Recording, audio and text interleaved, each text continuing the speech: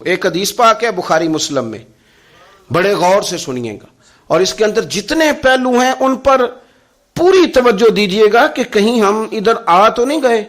رسول پاک صلی اللہ علیہ وسلم نا ہمارے لیے سب سے بڑے حکیم ہیں، سب سے زیادہ حکمت حضور نے ہمیں بتلائی ہے کہ اس رستے چلو گے تو بچو گے، اس رستے جاؤ گے تو ہلاک ہو جاؤ گے۔ نبی کریم علیہ السلام نے فرمایا، بخاری مسلم ہے، فرمایا 7 ہلاک کرنے والی چیزوں سے بچنا، اگر ان میں تم چلے گئے تو ہلاک ہو جاؤ گے۔ 7 چیزیں ہیں جو تمہیں ہلاک کر دیں گی، برباد ہو جاؤ گے، تباہ ہو جاؤ گے، ہلاکت کا سفر ہے یہ، 7 چیزوں سے بچو۔ یا رسول اللہ صلی اللہ علیہ وسلم وہ کون کون سی؟ تو حضور نے فرمایا اللہ کے ساتھ شریک نہ کرنا، ہلاک ہو جاؤ گے۔ دوسرا نبی پاک صلی اللہ علیہ وسلم نے فرمایا جادو نہ کرنا، ہلاک ہو جاؤ گے، ہلاک۔ اور یار جسے حضور فرما رہے ہیں ہلاک ہو جائے وہ بچے گا؟ نبی پاک صلی اللہ علیہ وسلم نے تیسرے نمبر پر فرمایا جس شخص کے قتل کرنے کو اللہ نے حرام قرار دیا ہے اسے قتل نہ کرنا، ہلاک ہو جاؤ گے۔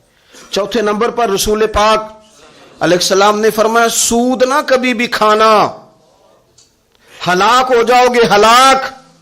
بڑی بڑی دلیلیں دی بینک والوں نے، بڑا سمجھایا تو عادی صاحب مان گئے، محترم مان گئے، کہنے لگے نہیں جی نہیں وہ کاروبار میں لگاتے ہیں۔ بڑے بھولے بالے ہیں ہم، پتہ سارا ہے۔ اور دیکھو سب کاموں کے باوجود مستقل بینکوں میں پیسے اس اکاؤنٹ میں رکھے ہوئے ہیں جہاں سے مستقل سود آتا ہے۔ حضور نے فرمایا نہ کرنا یہ کام۔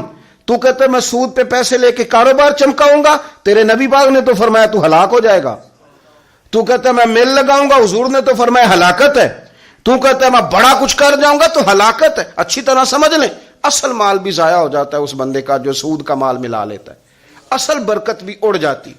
اور میرے نبی پاک صلی اللہ علیہ وسلم نے 5ویں نمبر پہ فرمایا یتیم کا مال نہ کھانا، ہلاک ہو جاؤ گے، نہ کھانا ان کا مال، یہ کروڑوں ہو، اربوں ہو یا 10 روپے ہو، یتیم کا پیسہ نہ کھا جانا، ہلاک ہو جاؤ گے، ہلاکت تمہیں آ لے گی۔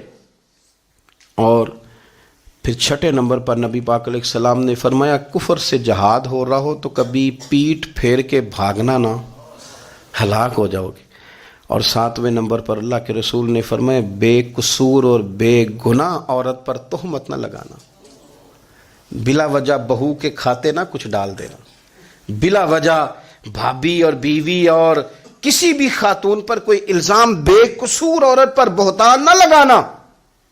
مار مار کے ایک شخص نے بحال کر دیا بیوی کو، اور بعد میں پتا چلا کہ جی مجھے شک ہے تویز کراتی ہے۔ کیا آپ کی سوچ ہے؟ مسلمان اللہ کو ماننے والا اور اس باتوں پر الزام لگائے گا تویز کرا کے لاتی؟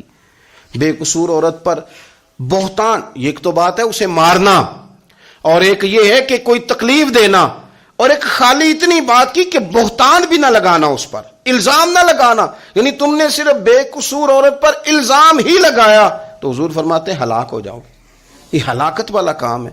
لیکن ہم بغیر سوچے سمجھے کہہ دیتے ہیں اس نے کہا ہے، اس نے کیا ہے، یہ کرتی ہے، یہ کام نہیں کریں۔ یہ 7 وہ چیزیں ہیں جو ہلاک کر دیں گی۔ آخر دعوانا ان الحمد للہ رب العالمین۔